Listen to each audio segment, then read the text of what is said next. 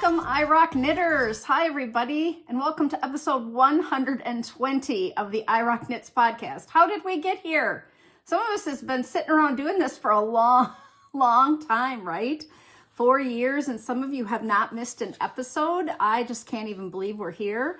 It is Sunday afternoon, later in the afternoon. We have had a super busy weekend. I have big stories to tell you. At the beginning of the podcast this week, you saw the 5 featured designs, and they are the Dear Friends cowl, which is one of my favorites. I just love that cowl. It's just really lovely with 2 skeins of DK weight yarn. There's some really pretty projects out there on Ravelry if you want to go take a look at that. If you're new to brioche knitting, I think brioche is mystical to a lot of people. And 2-color brioche is so much easier than 1-color brioche, in my personal opinion. Having the 2 colors and being able to see the 1-color work across the row and then the second, it's just so much more visual. So don't be afraid because you're only working with 1 color at a time. You do not have to be a color work knitter to try 2-color brioche. And then my easiest cable hat ever, which is that lovely horizontal Vickle braid, which I just taught in Colorado, which we'll be talking about. And then I have an emoji dishcloth out there. I don't know if many of you know that I have a dishcloth pattern out there with a smiley face and a straight face on it. So if you're looking for a basic dishcloth pattern for $1, there you go. My Fiber Friend shawl, which is still probably my favorite child of all time. Yeah, I think I wear that one the most. It's a long crescent DK weight. It's just perfect, the perfect kind of weight of a shawl, 2 skeins. And then my Friendship Road set. So I have a hat and a sweater, and I wore my sweater to teach on Friday at DarnKnitAnyway. And several people, hi to all of you that were at my class on Friday at DarnKnitAnyway. What a great class. And several people said, I own that book and I was always going to knit that sweater. And I wore the one that I knit in worsted weight. The pattern's written for DK cotton, but I had it knit in worsted Dream in Color, and then 1 size larger and longer. So it's a dress, it's a tunic. I've showed it on the podcast before. It's just the perfect thing. It's short sleeved. I wear it with leggings underneath it. I wore it with my sparkly pink tennis shoes. And yeah, people are always drawn to that pattern. I'm looking outside because my husband is outside spreading dirt in the front yard right now because we had a ton of vole damage in our yard. And it kind of is hit or miss. Like 1 year we'll have it and the next year we won't. And so he's putting seed and some grass seed down with some dirt. And so I'm seeing him out there. And so that's why I keep looking out the big picture window here in the dining room. Sorry. Yeah, the snow is all gone. We had snow again last week, but the snow is all gone. It has been rainy and cold and dreary. My birthday was Wednesday, and it was kind of a crappy, windy, blustery day out. I'm going to talk about that too. Anyway, what am I wearing today? I'm put on my Clappa tee because, you know, it's new. And so I thought I should put it on. But I'm wearing my Laneway tunic, and it is multiple stripe colors. It goes through the rainbow twice. It's quite long. It's asymmetrical at the bottom. The tunic is longer on my right side than on the left. It's made for 3/4 length sleeves, but mine are longer. Yeah, it's a fingering weight. And this color is called Sand. It's kind of a cream with tan in it. Yeah, because I think the background on most of them was gray, and then they had this kit in this sand color. And maybe the gray would have made the pops in the yellow better than the sand, but you know, I've never been a gray person, so of course I picked the sand. although it's very bright. And it goes way down to mid-thigh. I'll put a picture in of it on my mannequin so you can see it here. All right, lots to talk about today. Should we start with Chevy? No, just because he's consuming your life, Cori, does not mean that he needs to consume everyone's life. If I can give you a new phrase, this is it. Do not get a puppy. They're super cute, but otherwise you would kill them. Anyway, another Cori stories for later. Let's start with the sweater of the week this week. This is one of my oldest sweaters that I own. And I was in the basement looking for some stuff in some old sweater boxes. And this is my intermediate knitting sweater. So I learned how to knit in college in 1984, way back when. And I made a sweater, stockinette, short sleeved, little pink sweater set, but I never made the cardigan to go over. And I knitted on straight needles back and forth and then seamed it all together. And then I didn't knit for a long time. I did, a little bit, but I was really into cross stitch and needlepoint. I did a ton of needlepoint. In my house and in my basement, I have needlepoint pictures and some cross stitch pictures in the bedrooms upstairs, as well as I have a stack of like cross stitch stuff that I could hang on the wall in the basement. So I did that for a long time. That was really my craft of choice. I was a high school coach for cheerleaders and I taught at-risk kids. And in the summertime, I would take the cheerleaders to summer camp for a week. I just can't even imagine that I would ever do that now. But yeah, I'd take them, and I had boys and girls. We had stuntmen. And on the bus, we would ride a bus to Illinois from Minneapolis, and I would needlepoint. I would take my needlepoint, sit in the front seat. And I had several assistant coaches, and some of them would bring their crafting along. So I have a lot of crafting. So then when I moved to the Twin Cities, and I was up here in Minneapolis and St. Paul, the Twin Cities of Minnesota, I moved in with Ross, and then we got married, and I went back to knitting because I saw an intermediate knitting class. And that's where I met Rosemary Kosel, who is still my mentor to this day. We just talked to her yesterday on the phone, and we're going to go have lunch with her in a couple of weeks here. But this was the class this was what you took for intermediate knitting.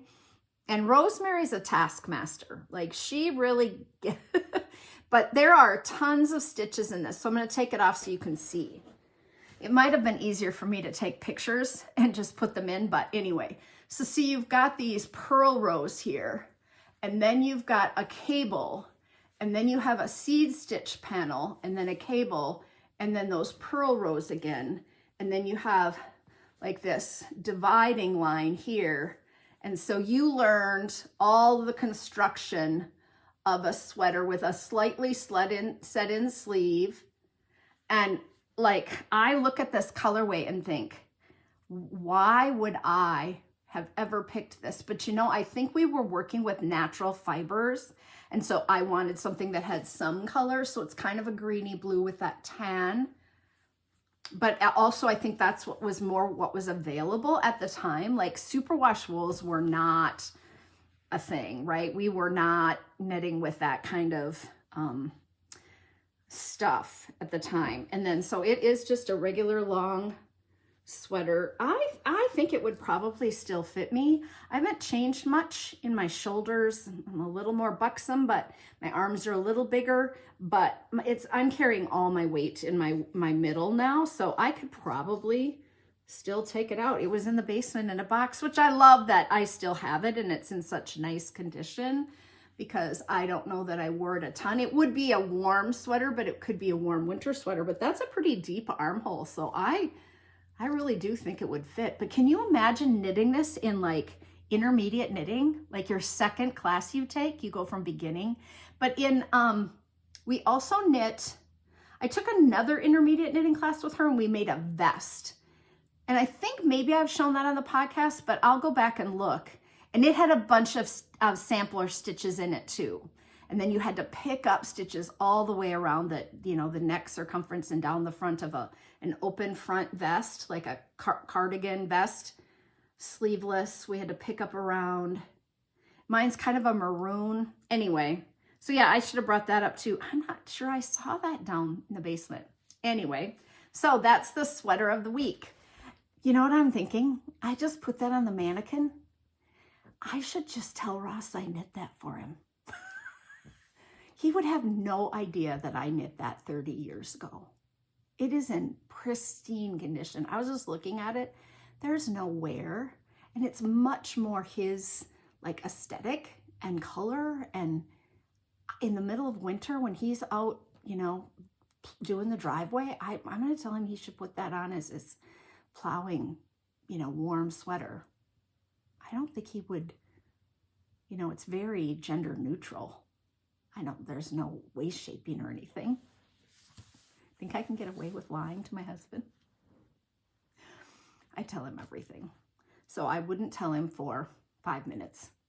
You guys know me well enough that I spill the beans, open book, oversharer. So that would not be a problem at all. Okay, I have 2 things on the mannequin this week. This I just finished, so we'll talk about it in a minute, but this is the Void Shawl. It is a pattern by Melanie Berg. It's just glorious. It's knit in 3 Irish girls, and this colorway just shines. It has highs and lows, tonal yarn. It was by Melanie Berg. It came out in Amarisu fall of 2015. Oh, it's worsted weight. What am I saying? Not DK. On a US 7 or 8, so it works up quickly. Cost $6.50 European, which does that tell me over here? $7.44. Crescent shaped shawl with beautiful diamond patterns, knit with cables. The border on the edge is knit in garter stitch. A large piece, the shawl drapes beautifully. Knit in Woolfolk far. It will wrap your shoulders like a dream. So 680 yards of worsted weight yarn. Here is the picture of it in a cream color, so you can see how long it is. Let me hold this stitch pattern up close for all of you to see. Isn't that just gorgeous? Oh, thank you, Anne, for finishing all of this. Oh, I was struggling at the time with my thumbs, and so Anne completely helped me out. Isn't that, oh, all this beautiful. It's just stunning. I wanted it. I wear it a lot. It's one of those long crescent shaped shawls, not super deep, but with long, so it's easy to wrap and to put on and to tuck in. And the color is just, look at it. Oh, so pretty. I love this shawl. So that's Void Shawl. And then I have 2 finished objects this week. I finished my fingering weight cowl. I'm so excited that it's done. I folded it in half and stuck it on the mannequin. But it is quite long. It is the most squishy, soft thing for a cowl. So you could put it on and just scrunch it down around your neck. Oh, I'll wear it a ton. So this is brioche, 2-color brioche. So the back side is the white with the purple, and the front side is this purple that was variegated. It was called blackberry, I think blackberry pie or blackberry something. But it had whites in it. The purple went from dark to light to white. And so it really turned out fun. If you look at that top edge, you can kind of see how it goes through different colors. This is just called Basic Brioche Shawl, I think, or Basic Brioche Cowl on Ravelry. It's linked in my project page, and all you need for me is the cast on number, so you know, it just has to be divisible by 2. If you know the setup rows, you can just make it. And then I had partial skein, so I didn't know how much yardage I really had. So I had these 2 partial skeins. I talked about that. I'm just so glad it's done. This was my purse knitting for a really long time. And now I have new purse knitting. So let me tell you about that. I cast on that A.N.T, A New Take hat with the orange and hot pink. It's two-toned lace weight held double. Really gonna be pretty, but I only have like this much done. I haven't been knitting on my car knitting that much. I guess I haven't spent that much time in the car not driving. So it's just there, and you know, I don't need it, so it'll just be there. But so I've been working on that. And then I've been working on the owl cowl. I'm teaching that as a class in September. And so I'm putting beads in the eyes of the owl. It's just an owl cowl. It's cabling without a cable needle, basically, the class is. But if you've never cabled before, it's cabling with a cable needle. And we're just making an owl cowl. And the one I have is highly variegated yarn, and the owls are kind of hard to see, and I wanted a new sample. So I cast that on. And then I didn't finish the vest. I'm not sure why. I really have not had much knitting time at all. Like, it has just been so busy with this darn puppy, and the things that I need to get done, I'm getting done. But I also have a finished object, so I thought I will share that next. Now, this is still wet, and I blocked it overnight. I made a little sachet, established 5/31/86, and that's my anniversary. One of you suggested, oh, I should have written your name down. Oh, you know who you are. That it would be nice if I would put some dates on pillows. And I was like, well, I'll do a custom for anyone. I have been doing a ton of customs. I have been making charts like crazy, and I'm pretty fast at it. But this is a funny story. I made one chart for a lady whose nephew is Kasen, and he will never get a pillow with his name on it. He'll never have anything with his name on it because it's Kaesen, I think. And so she wanted his first and middle name, and she was going to knit him the pillow. So then she got back to me, and she's like, well, even though his father is 51 years old, he's probably going to want one too. So would you make his father's name, which is also a rare name. And then she's like, okay, now I have two nieces on the other side. So then I need Serenity, Joy, and what's the other name? Samantha. Anyway, so then so she ended up with 4 custom pillow, small sachet pillows. And then I did one that says Sew, Pray, Quilt on it for a lady. And then what I thought was the Sew, Pray, Quilt lady got back to me and said, hey, I'd like it to be bigger. And I always say, let me know if you want me to change. Like, when you have big spaces like this across, and you don't want to carry your color that far, like sometimes I'll add a heart because you want something in that space. And so like I can spread the words out higher or shorter or add a border or whatever. So she said, I'd like to make the pillow bigger. I said, oh, no problem. I'll make all the words bigger. Then I'll add a border around the outside. So I made this. I spent Saturday morning, I don't know, it didn't take me that long, half an hour. Sew, Pray, Quilt with the hearts, and made it bigger and added the quilt. And then I sent it back to this lady. And she's like, oh, my pillow is the Kasen pillow. I got the two ladies. Well, I've had so many, I got them mixed up. So I made this bigger chart for the wrong pillow. Just so dumb. So if anyone wants to buy Sew, Pray, Quilt bigger, I should just send it to the lady who ordered the smaller one. That's what I'll probably do. Anyway, so I did get this little pillow done the other day.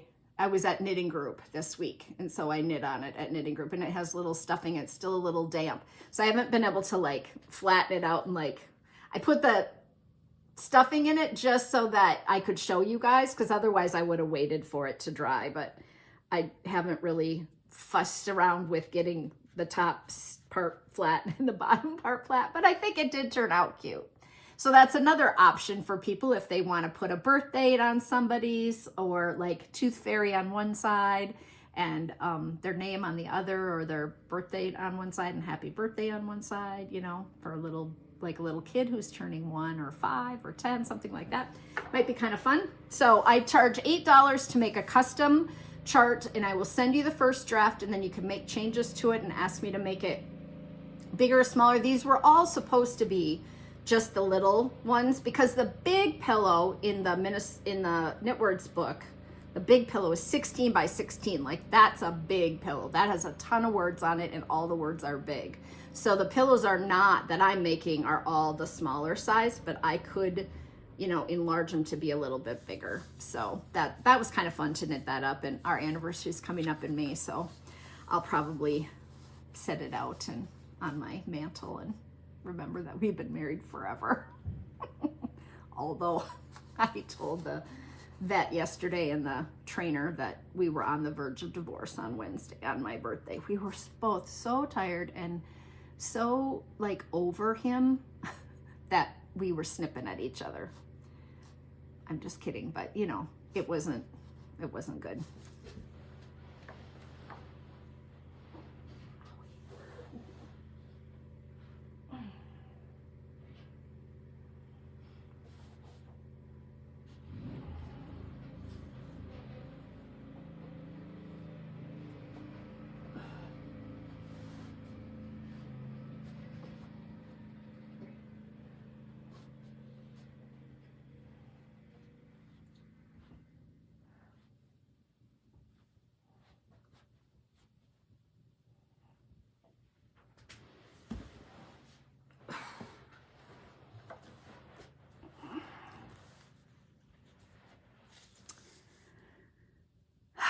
What have I been designing? Okay, the blankets are done. The sample is almost knit. Those will be ready to go to Knit Picks and have their photos taken this week. So that's great. And then I'm working on the bobble hat and the jangle hat. All right, I might call it Jingle Jangle. I don't know, Jangle, I don't know, something. It's named after the Jangle purse, which is out there as a felted bag with buttons that jangle off the side of it. And so, yeah, I'm going to name it the same, I think. So I've been working on those. Then I have to start on that sweater design for the fall. And I have a shawl to do. I'm thinking about doing a shawl collection for the fall, like 3 shawls that come out in September, October, November. So I've been looking at yarns for those. I've been kind of shopping and looking at, you know, yarn companies to see, like, I'd like to do them all in DK, and I'd like to do them in real pretty colors for fall, but maybe not, you know, not speckles, but definitely tonals. So anyway, yeah, I got lots of design stuff going on, and I'm teaching a ton right now. So yeah, we're going to talk about all of that.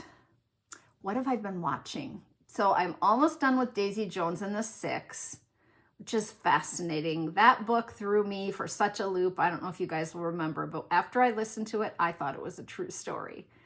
I thought the whole thing was, and it's kind of maybe a little bit based on Fleetwood Mac, I think they said, but it's just, yeah, it's kind of a, and then I started watching The Night Agent, and boy, is that intense. That's really good. And I'm probably 6 or 7 episodes into that. So that's been super kind of scary at night. Okay, don't tell my checkbook. I bought some yarn. I'm going to show you guys the inspiration. I was going through some files in the office, and I came across this hat pattern. This is that Crofthoose hat from Shetland Wool Week, and those little houses, okay, little houses by Ella Gordon Designs. So cute. And they give you a bunch of different colorways that you can do it in. So I saw this, ladies, and I just ordered all the pink and the maroon. Hey, daughter's here. I'll be right back. I didn't finish the vest. I'm not sure why. I really have not had much knitting time at all. Like, it has just been so busy with this darn puppy, and the things that I need to get done, I'm getting done.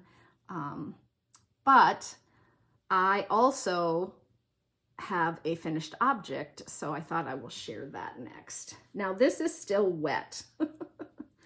And I blocked it overnight. I made a little sachet, established 5/31/86, and that's my anniversary. One of you suggested, oh, I should have written your name down. Oh, you know who you are. That it would be nice if I would put some dates on pillows. And I was like, well, I'll do a custom for anyone. I have been doing a ton of customs. I have been making charts like crazy, and I'm pretty fast at it.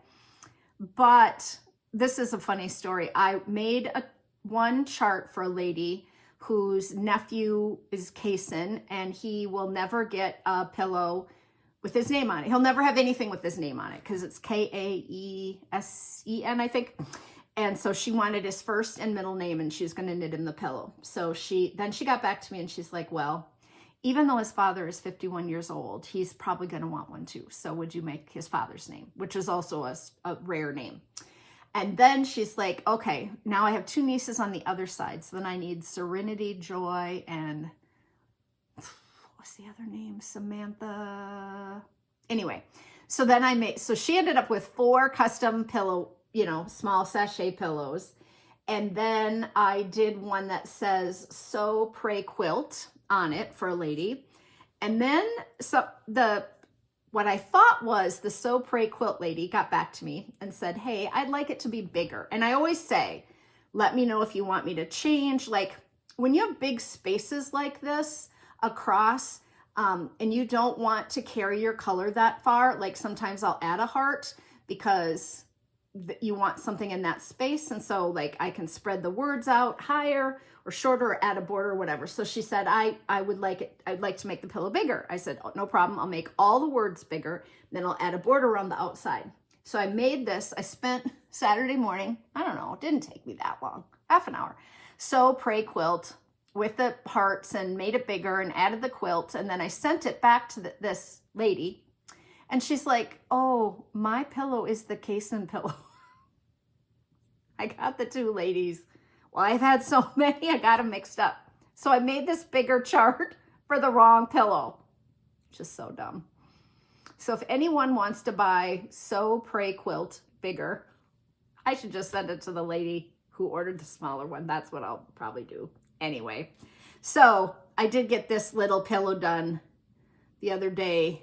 I was at Knitting Group this week, and so I knit on it at Knitting Group, and it has little stuffing. It's still a little damp, so I haven't been able to like flatten it out, and like I put the stuffing in it just so that I could show you guys, because otherwise I would have waited for it to dry. But I haven't really fussed around with getting the top part flat and the bottom part flat, but I think it did turn out cute. So that's another option for people if they want to put a birth date on somebody's, or like Tooth Fairy on one side and their name on the other, or their birth date on one side and happy birthday on one side, for a little kid who's turning 1 or 5 or 10, something like that. Might be kind of fun. So I charge $8 to make a custom chart, and I will send you the first draft, and then you can make changes to it and ask me to make it bigger or smaller. These were all supposed to be just the little ones, because the big pillow in the Knitwords book, the big pillow is 16 by 16. Like that's a big pillow. That has a ton of words on it, and all the words are big. So the pillows are not that I'm making are all the smaller size, but I could, enlarge them to be a little bit bigger. So that was kind of fun to knit that up, and our anniversary is coming up in May, so I'll probably set it out and on my mantle and remember that we've been married forever. Although I told the vet yesterday and the trainer that we were on the verge of divorce on Wednesday on my birthday. We were both so tired and so like over him that we were snipping at each other. I'm just kidding, but it wasn't good. What have I been designing? Okay. The blankets are done. The sample is almost knit. Those will be ready to go to Knit Picks and have their photos taken this week. So that's great. And then I'm working on the bobble hat and the jangle hat. All right, I might call it Jingle Jangle. I don't know, Jangle, I don't know, something. It's named after the Jangle purse, which is out there as a felted bag with buttons that jangle off the side of it. And so, yeah, I'm going to kind of, yeah, I'm going to name it the same, I think. So I've been working on those. Then I have to start on that sweater design for the fall. And I have a shawl to do. I'm thinking about doing a shawl collection for the fall, like 3 shawls that come out in September, October, November. So I've been looking at yarns for those. I've been kind of shopping and looking at, you know, yarn companies to see, like, I'd like to do them all in DK, and I'd like to do them in real pretty colors for fall, but maybe not, you know, not speckles, but definitely tonals. So anyway, yeah, I got lots of design stuff going on, and I'm teaching a ton right now. So yeah, we're going to talk about all of that. What have I been watching? So I'm almost done with Daisy Jones and the Six, which is fascinating. That book threw me for such a loop. I don't know if you guys will remember, but after I listened to it, I thought it was a true story. I thought the whole thing was, and it's kind of maybe a little bit based on Fleetwood Mac, I think they said, but it's just, yeah, it's kind of a, and then I started watching The Night Agent, and boy, is that intense. That's really good. And I'm probably 6 or 7 episodes into that. So that's been super kind of scary at night. Don't tell my checkbook. I bought some yarn. I'm going to show you guys the inspiration. I was going through some files in the office, and I came across this hat pattern. This is that Crofthoose hat from Shetland Wool Week, and those little houses. Okay, little houses by Ella Gordon Designs. So cute. And they give you a bunch of different colorways that you can do it in. So I saw this, ladies, and I just ordered all the pink and the maroon. Hey, daughter's here. I'll be right back. Well, I kind of knew that was going to happen, but not quite so quickly. My daughter Kylie, who is 26 and lives with her fiance in St. Paul, moved to Hopkins this week, suddenly, very quickly. They had to be out by the end of the month, and they found a townhome to rent near Knollwood Mall. If you're in the Minnesota area, that's kind of a big section of town. And they found an older rental townhome, 2-bedroom, 2-bath, 2-stall garage, big closets, bigger kitchen, little electric fireplace, brick fireplace. Yeah. And much closer to the west side of the Twin Cities, where all their friends kind of live. Both of their families are on the other side of the kind of I-35 corridor. And so they just snapped it up. It was so hard to find something. They've been looking for 2 months, and they just kind of had to make a really quick decision. And then Stevie has finals for his last semester of school this week. And so they just decided to start moving last weekend to get it done before the end of the month. So she had made another trip, and then she decided to run out here. And so she had texted me. Her dad needed to glue some weather stripping on her car that kept falling down. And so he had been bugging her about it. So yeah, so she came in, and so then we went over to Culver's and had an ice cream treat. She's had kind of a stressful week. Her fiance's grandpa died a week ago Friday. So they had a funeral on Monday, and they moved on Sunday. And Sunday here we had a big snowstorm. It was just crappy on Sunday, and they were moving out of their apartment, and his family was helping, and that's whose grandpa died. It's just been kind of a stressful week, and trying to get settled, and half the stuff is still at the other part. Not half, but she's like 80% is here, like the essentials.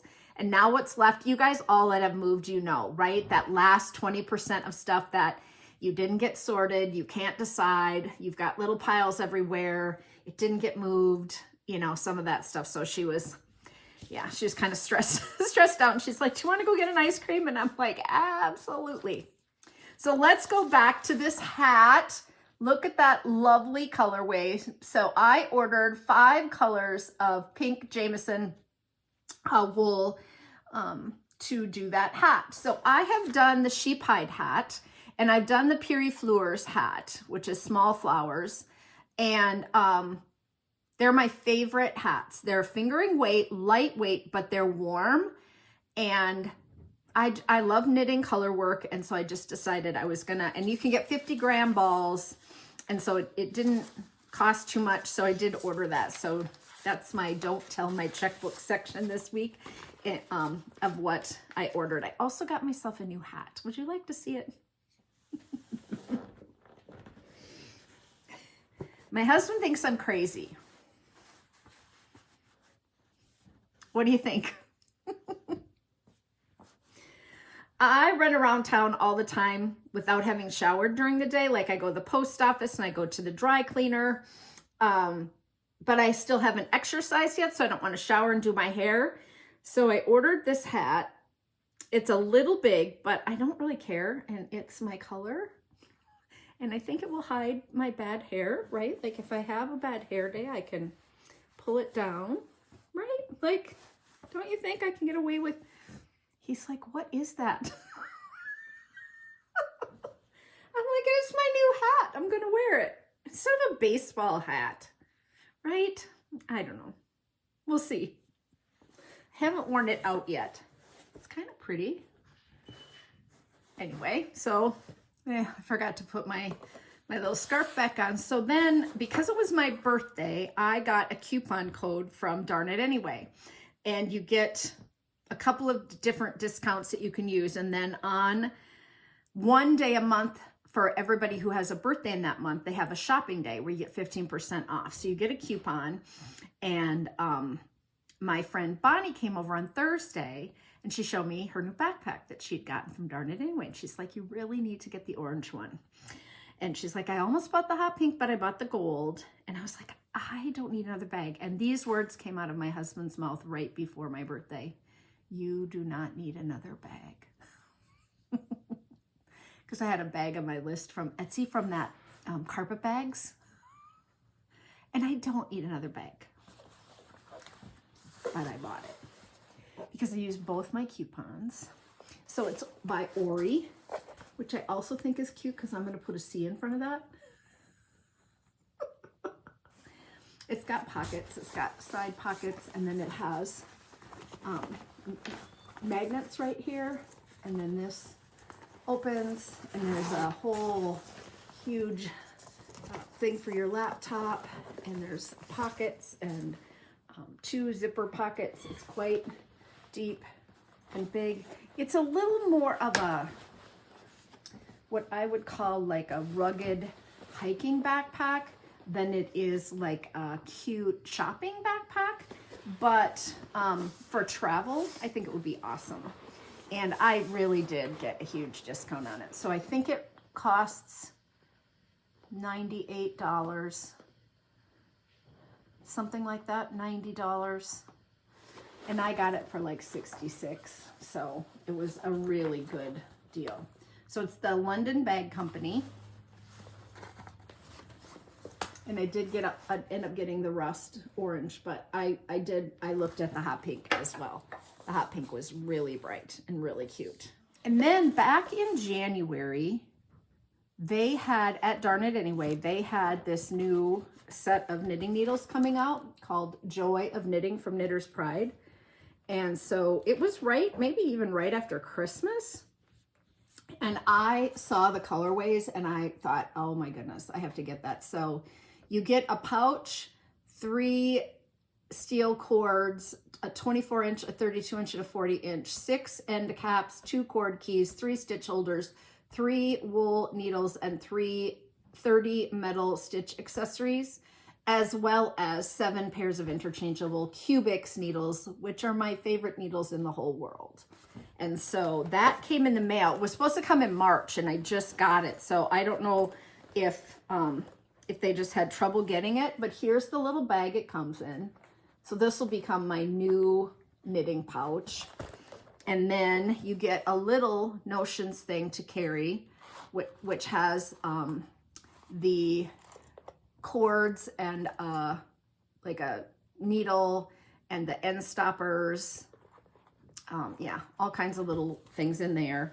And then here are the needles. So you get, those are the colors. So like, could they have made it for anyone else but me, right? Purple, orange, kind of gold, pink, yeah. And then you get these needle holders with the square metal stitch holders on each one. So you get 3 of those in the same color. My battery's going down because I didn't charge it while I was gone, but yeah, so you get purple, kind of red and orange for those. And so these are still available on the website. You can still go out and get these. I don't think that DarnKnitAnyway is the only place to get them, but I would highly recommend ordering from DarnKnitAnyway. I just really want to, you know, promote the fact that they're the first people that I saw them from. You know, this is like suede. It's a super nice, I will travel with this everywhere. I even would have room for a skein of yarn, like for a hat or socks in with this, and I could just travel with it. I just think it's the cutest thing. I'm trying to think of how much it was, and I don't remember because I literally bought this in January. Like, it's been months and months, and I don't think the price is on it. I want to say maybe $140. And it's 1, 2, 3, 4, 5, 6, 7 needles, 3 cords, and all that stuff with 2 bags. And this is like carpet. Can you tell? It's like rug, you know, rug hooked. It's very textural. You kind of see that. It's definitely thick, and it's all by Knitter's Pride. And if you haven't tried Cubics needles, this would be a good excuse. This would be a great, like, Mother's Day gift, birthday gift, Christmas gift, for someone, yeah, to give you, not to give someone else, to ask for. So, and then one of you also reached out to me and said, if you're really having trouble with your shoulder and you're knitting, which I am sometimes, I'm not going to have my shoulder replaced. She said, you need to get a Boppy. And I was like, what, really? She's like, oh, for sure. You put your Boppy and then you can rest that arm on the Boppy. And so if you don't know what a Boppy is, that is like a breastfeeding pillow. And so I went to Etsy and I ordered myself a breastfeeding pillow. And this is what came, not the pillow, just the cover. So it zips in and it's washable, right? Because if you're breastfeeding and you have a baby and spits up or whatever, but I ordered, this is like plush velour, super soft. I thought it'd be really cute because I wanted something that if I left it out in the room.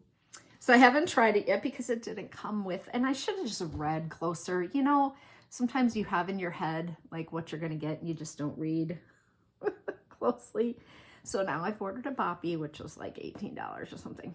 So, but it hasn't come yet. So I did get this as well.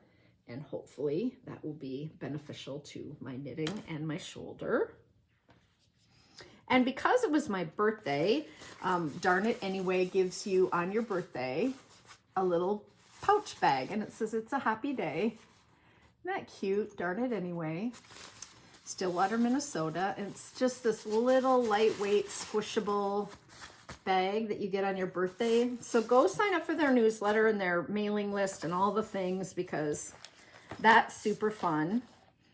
Then when I packed to go to Colorado, which I haven't talked about the trip yet, I had 5 classes I was teaching and I had to prep swatches and yarn and different tools for each of the classes, and I was trying to keep things really organized. I was taking an entirely separate extra suitcase, so I packed probably 10 shawls and 4 sweaters and knitting needles and all this stuff. But I did go on Amazon looking for a clear plastic containers, and I found these, and they're by Easy Packing, and they're clear views, so it's clear. And then this whole thing, this one's just been laying on the dining room table to show you. So this pops up, so it's that tall. And I laid my swatches and my extra ball and my yarn in there, and it was perfect. So I have 5 swatches for my basic shawl shapes class, and they just fit in there, laying all the different, they were like garter stitch, and there are 5 of them, so they laid in there. And then my Latvian braids class, I have 2 different swatches, and then I have a Vickel braid swatch, so I put that in one. So I was just getting myself really organized for how to do that. And so this, I got 2 of these in a pack, and they came in all different colors, or 1 in a pack, and I just got 2 different colors, pink and orange and purple and blue. And anyway, they had a ton of them. But the clear part's very soft. And so I thought, well, and it does have like a little handle on the top. So I have also cords that I have to take with me when I teach my Ravelry class.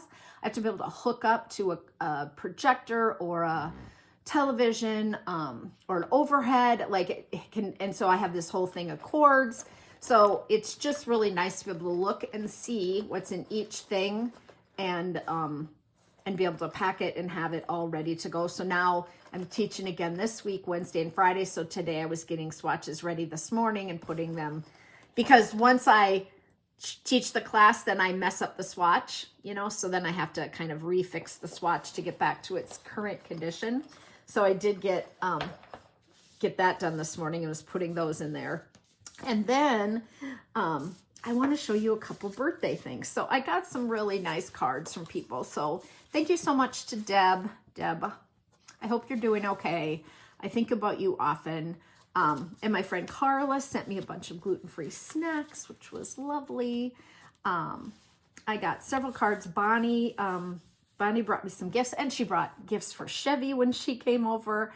And then we went out to dinner with Kylie on the Wednesday night of my birthday. Stevie had class because he has 3-night classes and he's finishing his last semester, so he couldn't come, but we went out and Ross bought me 2 skeins of yarn that I had asked for. Guess what color they are?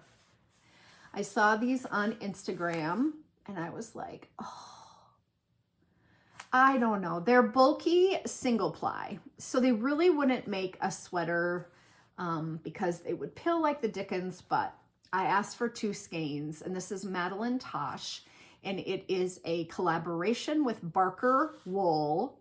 This is the ASAP, as soon as possible, ASAP brand, and it's called Paper Cuts. That's the name of the colorway. So it is available out there, and it's like pink and orange, pretty much. I would say it's that fluorescent, right? Because my Clapetee is pretty bright, and this is as bright. So I had put this on my list. And so Ross had ordered that for me, so that came from him. And my friend came over and brought this for Chevy, but Chevy is not getting this because this is just too cute, little lammy. Oh, it's so cute. He doesn't know how to behave with a stuffy yet. He's just biting and tearing things because he's teething, so he can have this when he gets a little older. Right now, it's just going to be displayed back here, because I just think it's so cute. So thank you for that. And then Kylie got me this. And if you haven't seen it, it's called Pink, A Woman's March Story. And the whole thing is about knitting. Like even a small girl can make a big difference. Lena notices her grandmother knitting with pink yarn and soon learns that she's making special hats to wear in an important march to celebrate women. The whole thing is knit themed, right? They've got all the different little, but the people are meeting and they're gathering and there's yarn going through, and oh, it's just the cutest story. And all the people are wearing knitted items. So, and I hadn't seen it. I said, Kylie, where did you find this? And she's like, Mom, it's been out for like a year. So it came out in 2022. And she got to work and she knit and she knit. Yeah. So really fun. I think I'll probably send it to my little nieces too, because I think it's really cute. It's a lovely book. So it's by Virginia Zimmerman, and it's illustrated by Mary Newell De Palma, and I'm wondering if that's a relation to another De Palma, right, that does illustration. Anyway, she's a professor of English at Bucknell University, as well as a children's book author. Her middle grade novel, The Rosemary Spell, was published in 2015. This is her first picture book. She grew up in the suburbs of Washington, D.C., and she's glad that when she was small, her mom taught her to be an activist. So yeah, it's a whole story about the whole pink hat movement. So yeah, I thought I would share that with all of you. Kylie got me a super cute birthday card with dogs all over it. I love that. So I put that in there because I'll keep that in there. So that was kind of fun. And while I was at Colorado, so let's tell a little Cori stories here. I had a wonderful time. I mean, the best time. I did a great job teaching, and I had so much fun, and then people had so much fun. And part of it was my classes were so participatory. Like, people just really commented, and I had two kind of naughtier women in the back left corner who were playing off each other, and I love that. Like, there's nothing like people who are having fun during your class, who are probably talking out of turn, but they interact with you. And so they'd say, Cori, I messed up again. And then she'd say, of course you did. And why are you doing that? And, you know, and that just makes the class fun. People were laughing. We were having a really good time. I think all my classes, I was kind of nervous about my basic shawl shapes class because I hadn't taught it before, and I'd written it quite a while ago. And I was just like, it's just going to be a lot of knitting. And I don't feel like that I'm doing my job as a teacher when you're just having people knit a lot. And then like in the first 5 minutes, someone's like, well, twist our arm. Like, that's all we love to do is just sit and knit. And I was like, oh yeah, good point. So, so yeah, that class went well too. It's in a wonderful convention center. We stay at the Hilton. The breakfast is delicious. They have a chef who will make, you know, omelets and things that you like. You can just go down in the morning and eat. And then the conference is just attached. It's right there. You walk maybe half a block, like inside. It's just like right there. And then they had a sewing convention and a knitting convention going on at the same time. So they had all kinds of sewing machines set up in some of the rooms, and then they had knitting classes, and then there was a knitting vendor market. I saw a couple of people who had some sewn stuff in the vendor market, but they might have had their own separate. I'm not really sure about that. I don't really know about, I didn't have a lot of time because I taught 3 hours in the afternoon on Wednesday, 3 in the morning on Thursday, 3 in the afternoon on Friday, 3 in the morning on Thursday, on Friday, 3. So I taught 5 classes, 3 hours each, 15 total hours. So I was whooped by the time I was done because I like to try to be really energetic and upbeat and, you know, have fun. I dressed kind of funky. I had a good time with that. But in one of my classes, Kathy came. Hi, Kathy. And I also need to say hello to a couple of other people. So Stephanie and Suzanne, Stephanie Loeffler, who I have met through the internets before, who lives out there. And Kathy came from Kansas, I think. And she took 3 of my classes. So it was really nice to meet her. We got a picture together. And I posted some pictures of my time out there. So they're on Instagram. I have an Instagram story called Yarn Fest. It happens in Loveland every year, but they're also having it in Milwaukee in May and Pennsylvania in August. And when I got there, they asked me if I would be teaching. And I said, I didn't apply because I was having my shoulder replaced. Well, now I'm not having my shoulder replaced, so I could have applied, but so anyway, it is what it is. But it's just a great event. I wouldn't say my classes were all super well attended. Like, you get paid a little more if you have more than 15 people. And that's kind of a new algorithm that some of the companies are using because they make more money if more people are taking the class, and they make less money if less people are taking the class. So they can pay you more if more people are in your classes. So I did have 22. I was full in my Fixing Mistakes class, but all my other classes were under 15. So I had like 12, 11, 9, and like 5 was my little teeny class. That was my basic shawl shapes class.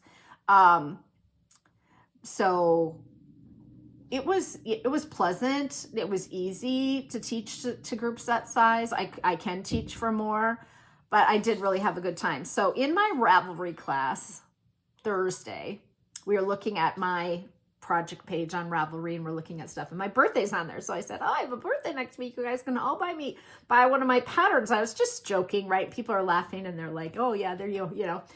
And then Kathy, sweet Kathy, who I had run into earlier in the lobby, who had been to the market, and she had a bunch of bags. And I said, tell me what you bought. And she's like, oh, I did some damage. And she showed me this really cute basket that she bought. It was kind of raspberry colored. And I'm like, oh, it's my color. It's so cute. She said, yeah, it's right as you go in, whatever. And I honestly did not have a lot of time to shop because I have an hour and a half for lunch, but I have to set up for my next class and take my stuff up to the room and then bring my other stuff down, pick up my lunch and eat it. So I really didn't have a lot of time. Plus I also want to sit during my lunch and just have my hip rest. And then the market, I'm not done until 4:30, and the market closes at 5 and 6. So like it was hard. So the next class she came back and she bought me the basket in orange. Look at that. Isn't it beautiful? It's one of those sewn fabric baskets. I mean, like, it's perfect. And I'm like, oh, we have to take a picture together. And I said, I don't care if you don't like to have your picture taken. We're taking a picture. Then we took a picture, and then I put this on my head, and then I posed for her. So it was really funny. Anyway, I'll put the picture in here. So that was the sweetest. I love this. So I already have Ross's yarn in it. It's already sitting in there. And it's going to be sitting in the family room, right? So I can see it every day, because I just think it was so sweet of her. She found out it was my birthday, and then she went and bought me a gift. People are so nice to me. I just, can't even. So I had a wonderful time. When we got there, it was warm. It was like 75, maybe 70. We got there late on Tuesday night, and then we have to drive an hour to Loveland. I'm looking out the window again. And then Wednesday and Thursday, it was kind of a little more gloomy and windy, and Friday we got snow. So that stunk because, I mean, you can get snow in Denver anytime, but yeah, it was just kind of a bummer that we were trying to get away from snow, and then it was slushy, melty, cruddy, blowing sideways. And then I got done on Friday about 4:30, 5 o'clock, and I said to Ross, oh, I wish we could just go home tonight. But there were the last flight was at 4:15, and we couldn't have made that. So he's like, we could maybe see if there's, a way to get home, but there wasn't. So we had to wait and go on Saturday morning, which actually turned out to be fine because our flight was at like 11, and we had to be at the airport by 9, which means we have to leave at 8 to drive the hour and return the rental car and get to, kind of get there. And then our flight was delayed. And so by a bit, I don't know if it was because there was terrible fog on Saturday morning, lots of fog. And we just kind of wanted to get home to Chevy because he had been with the groomer. And then we got home, and she was like, here's your dog. I think, a puppy is a lot. And a new puppy that has been living at someone else's house and then comes to your house, even if you love dogs, which she does, it's a lot. And she said, he's just peeing all the time. He's, I don't think the pee pads are a good idea. I think you need to put a diaper on him. And I think that's weird. Like, I've never thought of putting a diaper on a puppy. She's like, he just pees all the time. Like, he just pees on and so I don't know if he was marking the pee pads and then she wasn't washing them right away. I don't know. Anyway, so then we took Chevy with us on Wednesday night to go out to dinner with Kylie. And then when we went to her new place to just see where she's living, because we hadn't seen where it was at, and we were kind of near there. So we drove over there, and then we had Chevy in the back, and then we took him out, and he went in the apartment and saw where she was or whatever. We were outside, and she was petting him, and she's like, Mom, his ears feel warm. And I was like, oh, no, he's warm. Yeah, he's warm all the time. He's like a little oven, Well, then on Saturday, the trainer came to train with us, and he can do sit and down and sit pretty and target. And she's working on rollover, and we're really working on wait and leave it, which we're not good at yet. And we have not had a day without an accident in the mudroom. And so we haven't let him in the house much because he's not telling us he has to go. We'll take him out. He'll go. We'll bring him back in. He'll go again. Well, he peed 3 times while the trainer was here. And she's like, that's not normal. Like, he's got a UTI. Something's going on. Like, he's peed while we're in the room, and he peed before I came. And I was like, yeah, he's peeing all the time. We're not taking him out enough, you know? And she's like, no, something's going on. And so then I'm like, she's like, you need to take him into the vet. So I was like, okay. So that was Saturday morning. Then my friend Susan came over in the afternoon, about 2 hours, an hour later. Yeah, she came over, and I'm telling her, and she needed help with 3 of her projects. And then she's like, you have to take him in now. Like, you can't wait till Monday. And I was like, well, I'm not taking him to the emergency vet. We've been there. We have an emergency vet in Eden Prairie, and it is, you know, it's $250 to walk in the door. And they'll keep your dog in the back, but I called. Then I'm like, okay, let me call. 6-hour wait. 6-hour wait. And you can leave, and then they'll call you, and they'll give you an estimate for what it's going to cost. And I'm just like, you know, it's I'll do it, but it's so flippin' expensive. So then she said, no, go to Prior Lake. Her daughter went to the U of M and was thinking about being a veterinarian. She ended up being get her master's in nursing, but so she has a bunch of friends who are vets, and one of them is the vet on the weekends and Mondays at Prior Lake, which is an urgent care for dogs. Never heard of that, did not know. So we called down there, and it's like $150, and so much less expensive, and maybe an hour wait. So then I said, I'll go, and Ross is like, no, Susan's here, I'll go. And I'm like, you hate to wait. I'll go. And then he's like, no, I'll go, I have work to do. And so I helped her with her knitting, and then I called him, and he's like, well, it's going to be another hour. There are still 3 people in front of us.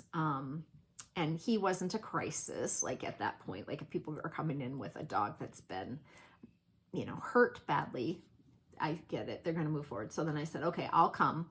So then he put Chevy in the car and met me halfway, and then we switched cars and we went back, and then I went down and waited with Chevy, and they had done a urinalysis, came back negative. Then she looked at his private parts, and she's like, boy, it's really yellow there. And I said, yeah, because he's got white fur there. And she's like, and maybe it looks like there's some discharge, so maybe he's got an infection there. So then she's like, maybe I should do a culture of that. So then they have to put him on his back, and she has to like express it a little and try to get a slide of stuff to come out, you know. So they did that. And then that came back with white blood cells in it, but she said that area is a mucous membrane, and so it's going to have white blood cells. So on a scale, they measure infection 1 to 4, and he's a 1. It's not super high. So then she's, you know, she's like, some puppies just really take a long time to figure out that they're going to the bathroom. And I said, when we take him out, he goes almost every time. And she said, well, then he might be on the verge of an infection. And I'm thinking, in my mind, he's had it since he was with the groomer. Then Kylie noticed he had a, you know, fever. Sorry, it's been a day of interruption. So my iPad died, and then Ross needed to come in and ask me something. So all that being said, Chevy does not have an infection per se. He's low on the scale. There are white blood cells, and he's got maybe discharge. So anyway, we get a choice. You can put him on an antibiotic and a probiotic or not. So I said, well, what would you do? And she said, well, it's different for me, because if he got worse tomorrow, I would have access, and you don't have access. And I'm like, you're right, we don't. If he gets worse, I don't want to be back here tomorrow. So give me the antibiotic and the probiotic. And yeah, he peed 4 times while he was at the vet. Ross was there with him. He peed 3 times, and he hadn't been drinking. He hadn't had any water while he was there. And so she said to me, does he know when he's going to the bathroom? Like, is he just walking and peeing, or is he squatting? So some dogs really struggle to figure it out. And I said, no, he's squatting. He knows, but we were blaming ourselves. We were getting really frustrated with ourselves for not taking him out enough, not often enough, but we'd bring him back in, and then he'd pee. And sometimes a lot, and sometimes a tiny bit. So there could be something going on anatomically. She really checked him out, but we didn't do like x-rays or anything like that. So now I have to check in with our other vet. But in the meantime, Ross comes home because he has a guy coming to buy a car part, big car part. which is why he needed to leave. He comes home, he goes in the basement to bring the car part up with the guy, and we have water in the basement. The sump pump is not working, and we have just little tiny bits of water coming up through the crack that they put in the floor. We have an unfinished, completely unfinished basement. Our house is long and large down there. It's open.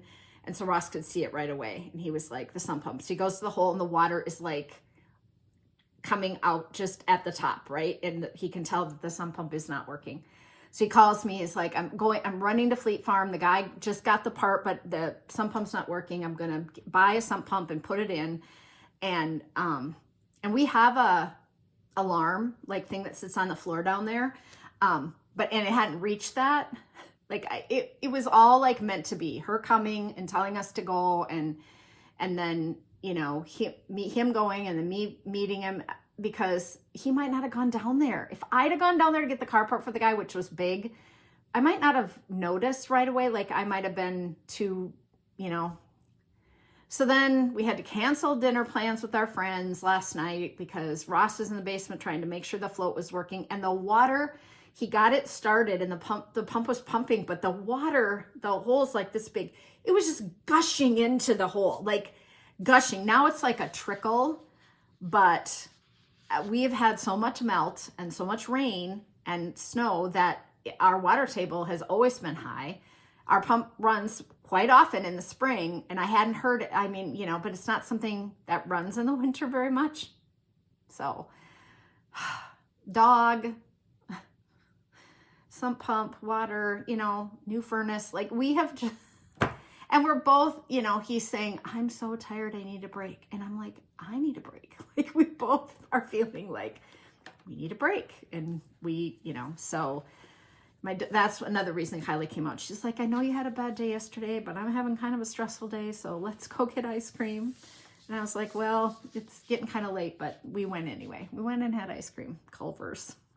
We had a caramel sundae. Oh my God, it was so good. I totally wrecked my supper. I'm not even hungry now, but I need to get this finished. And so I got an extension cord out and plugged in my iPad. It's just like, how come I can't get this done? I just need to get this done. There's a new book out by Martin Story called Hide and Seek, and it looks amazing. It's like kids patterns. So I will put a picture in here, but I looked up all the patterns and it looks so good. I highly recommend going and taking a look at the patterns. They're really cute. And Martin Story has, you know, has had patterns out forever. So, thought you might want to see that. And there's a new shawl out called the Bluegrass Shawl by Wool and Pine. And it is brioche, and it is a little more complicated brioche, but you use scraps. And I already bought the pattern. I cannot wait. There's fringe on both ends, so you do not have to weave in your ends. It looks super fun to knit, fingering weight, although I might hold it double and make mine thicker. Oh my gosh. So it's called Bluegrass Shawl by Wool and Pine. It looks great. Really fun. A few things I have to tell you. 1,648 of you who watch my podcast are not subscribed. Come on. Give me the best birthday present ever, right? 1,600 of you, if you guys would subscribe, that would put me over 5,000 subscribers. That would mean so much to me. It does not do anything to you to subscribe. Just hit the little subscribe button. It doesn't change anything other than it alerts you in your YouTube when you open your YouTube that I have a new podcast out. But it means the world to me as far as gaining members, getting people to find my podcast. It monetizes my podcast so I can make more than 16 cents. Like all the things. Please, please, please subscribe. It would mean so much if I saw a big jump in subscribers. I didn't know that I could look at that particular analytic, but someone else that I watch said that you could go look at the analytics for people that watch that are subscribed and people that aren't subscribed. And I went over and looked and I'm like, 1,600? Like, that's amazing. That's a ton of people who are watching who've never subscribed. So please just do that for me. Then I'm participating in the Super Sock World Championships. And sign-ups start May 1st through May 15th in the Ravelry group, Super Sock World Championships. And it is a sock competition to knit socks quickly But if you just want to play along, you don't have to be a part of like the intense competition part. So every week they put up 2 patterns, a challenging pattern and an easier pattern. And then you have a week to try to knit that pair of socks. I think they do it for 4 weeks, but I'm not sure. I was going to look that up and I forgot. And then they have a whole thing that happens. It all happens in Ravelry. But there are a couple of you out here who knit socks exclusively and you're fast. So Danielle, I'm looking at you. And Stephanie and Polly. Come on, you guys. You should sign up. You should sign up. Sign-ups are May 1st to May 15th in their Ravelry group. And then all the information is there. You can read all about it. You can participate and you get to choose from the patterns, and they have really cool patterns that they're using. And so I can't say any more about me and mine, but you should all participate. Then my friend Susan yesterday brought me this article from the Wall Street Journal. I cut it apart so you could all see it. But did anybody else see this article? It's called British Knitters Are in Knots. Craze for crafting mailbox toppers hits a snag. Vivian Fagan spent weeks knitting creations to adorn her local mailbox in southern England. A knitted caterpillar, a woolen teddy bear's picnic, a caveman made from yarn. One by one, they disappeared.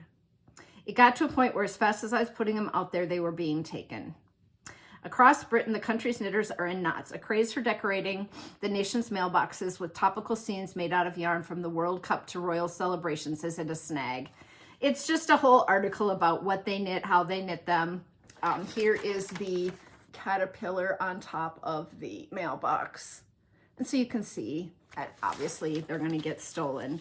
Maybe they need to super glue them on. I don't know. But she brought me that article, so I thought I would share it with all of you. There. Then my jaw is doing much better, so that is an update for all of you. I still can't open it super wide, and when I do, it slips now, and it wasn't doing that before.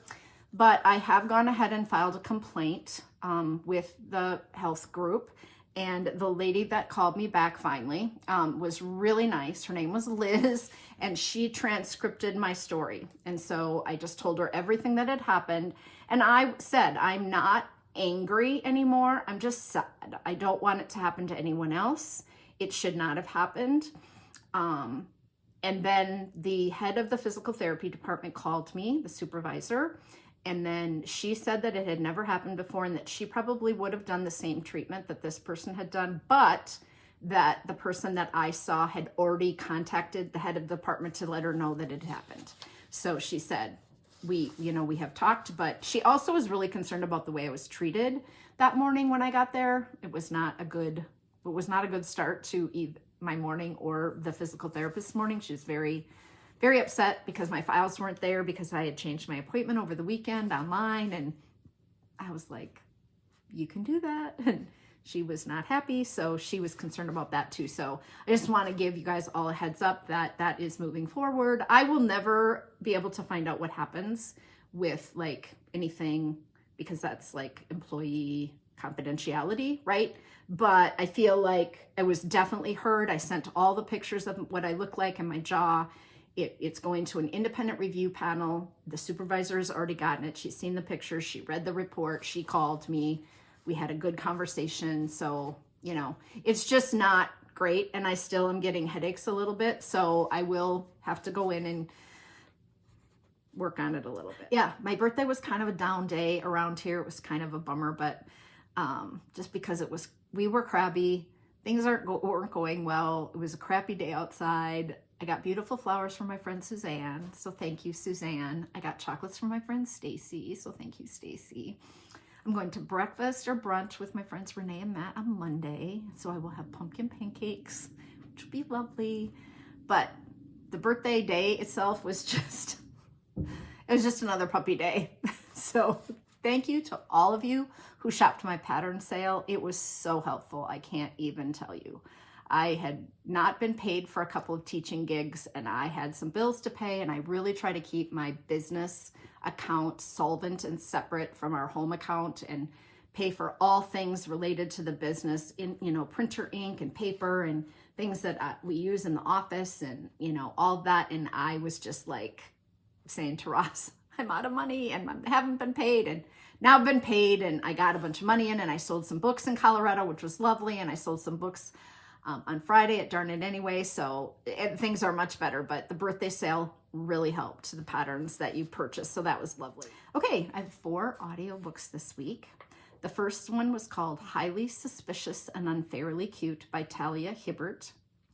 It is a high school romance novel, and I thought it was a little cheesy, and I loved it. I taught high school.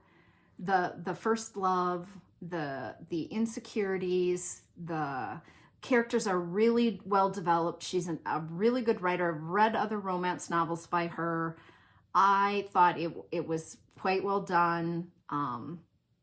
You know, in all true romance style, they get together in the end, but the way they get there can change. And yeah, I thought it was really good. Then I read The 100-Year-Old Man Who Climbed Out the Window by Jonas Johansson. Jonas Johansson. And I loved half of this book. So half of this book was taught in the present day after he climbs out the window of the nursing home and runs away. And then half of it is going back and telling his life story. And it is in the style of like the detective agency books and kind of the silly, everything bad that can happen happens, eccentric. And the back in time stuff was very detailed and quirky, and kind of weird things happened. And he met every president and every dictator, and he met, it was just over the top, right? But the stuff in the present day was lovely. He meets these people and they take him in, and then they take him, and the police are looking for him and the nursing home's looking for him. And that half of the book, when they were in the present day, I loved. The stuff in the back, in his backstory, I thought was a little over the top, but some of you may really like that style of writing and like that, so then I would recommend it. Then I read Meet Me in the Margins by Melissa Ferguson. So good. So good. Thank you to Knititude, Chantel, because she had it on Instagram and she works in the kind of the marketing and writing part of the business world. She writes ads, and it is about people a woman in the publishing industry who's writing a book, and a new boss comes, and it's a romance novel. It was so good. I listened to it in like 2 days. I really liked it. It was interesting. Good character development, good plot, good storyline, all the things. And then I'm just finishing up today on my walk. When I came back, I don't even know, I think I have like 27 minutes left of Unraveled by Peggy Orenstein. And that's that new book. And it is a sheep to sweater story that happened during the global pandemic of a woman who decides to learn how to shear sheep, spin the wool, dye the wool, knit the sweater, all the steps. This was really good. It's quite political. She talks a lot about fast fashion and the plastics the fabrics that we're using in the world, and the slow fashion movement. And she talks a lot about the politics that go on that keep us from, how we're damaging the earth. And it is done in a very meaningful way. I learned a ton. She's a very smart woman. She's a journalist. Originally, she lives in California. She talks about the wildfires, how the climate is changing, as she's also going through this story and facts about like knitting and fabric and where things came from. It's really eye-opening. I highly recommend everybody read Unraveled. She definitely has a point of view. A strong, independent, liberal, opinionated point of view, but a lot of it is on, what we're doing to the earth with all of the fast fashion and the gallons of water to produce the things that we're using. But it's not a documentary, right? It's not written as like really in a nonfiction way where it's really sciencey. It's just really well done. I really am enjoying it. I'm almost finished. I'll finish tonight right after supper. I have a thought of the week that someone shared with me. This won't be appropriate for all of you, but for some of you, have you prayed about it as much as you've talked about it? Wow. As a person who believes in prayer and can't imagine not having that in my life, not having the ability to ask for help, I don't know what it'd be like to not have that. What do you do when you're in a dire circumstance? Boy, I always thought, yeah, I'm such a talker, you guys. So yeah. Have I prayed about it as much as I've talked about it? Probably not. Okay, food for thought, right? A couple of giveaways and then we'll be done. I put a new thread up in the Ravelry group that says Ask Cori a Question. And so I need I'm going to add a new segment to the podcast about answering questions that you might have. And if you go into there every quarter, I will draw a prize from people who've asked questions. So every question you have that you want to ask me, you can put in a separate thread, or you can put them all in one. It can be ask me anything, knitting related, personally, whatever, just ask a question so that I have some more content and things to talk about. And then I will once a quarter draw a prize and give away a skein of yarn for people who have done that. So we will start now, the end of April, and we will do April, May, June. And then I'll draw a prize. The tin and pin from episode 119 winner, that was somebody who hadn't claimed that gift before, goes to Connie S. And Connie, you went to Florida for Easter. And so you won that prize, so get in touch. I need your first and last name and your address. You can send it to me on Ravelry, on Instagram, or at Cori@IROCKNITS.com. And then this week's giveaway is this lovely bag by Daisy Girl Creations. It's just lovely. And so the question is, what's your favorite birthday celebration? So tell me the year that you had a surprise party, or what you like to do on your birthday. What's your favorite kind of cake or ice cream or cupcake or treat or present you ever got, anything like that, because it was my birthday week. And so tell me that, okay? And then just to finish up here, I am teaching at Stephen B on Friday night, Skeins to Skeins. It is an event. If you are local, come, because we're having pizza and we're going to do trivia, and there are prizes. Lots of prizes. That's from 6 to 8. And so I would encourage you to come and take part in that. And then the Minnesota's Knitters Guild in September. And then beginning knitting, I'm doing all of the month of May at the library in, Chanhassen. So I will be busy with that. Thanks so much for being with me today. I know it was really disjointed and my energy level probably went like this, but I am trying to keep it upbeat. And I have one more little thing here that I want to share. So I want to thank Erin. She brought me this in my class that she'd done. I mean, could it be any more perfect for Cori? Like, no. She was in my DarnKnitAnyway class on Friday. She's a gem. She's the one who knit my tote bag in the beautiful colors and lined it, and it's gorgeous. So thank you, Erin. I will see you guys in 2 weeks. Until next time, keep it colorful. Bye. Love you all. Come in for your hug. Thanks for watching. Go buy a pattern. Subscribe to the podcast.